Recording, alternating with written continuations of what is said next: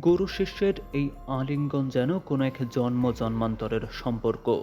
Neymar বিশ্বকাপে ডাক পাবেন কি পাবেন না তা নিয়ে চলছিল নানান জল্পনা কল্পনা, নানা গুঞ্জন। অবশেষে মূল বিশ্বকাপের মঞ্চে কার্লো আনচেলত্তি যখন ঘোষণা করলেন নেইমার জুনিয়রের নাম, তখনই বোঝা গিয়েছিল বিশ্বকাপের মূল মঞ্চে নেইমারের ওপর কতটা ভরসা করছেন তিনি। অবশেষে দলের সঙ্গে ট্রেনিং সেশনে যোগ দিতে নেইমার যখন এলেন, তখন গুরু শিষ্যের এই ভালোবাসার মেলবন্ধন যেন মনে করিয়ে দেয় অনেক কিছুই। যেন তারা একসাথে যুক্ত হয়ে নেমেছেন একটাই মিশনে। দুজনের লক্ষ্য এক, তারা দুজনেই স্থির এবং ভারসাম্যপূর্ণ। তারা জানেন কখন কার প্রতি ভরসা করতে হবে।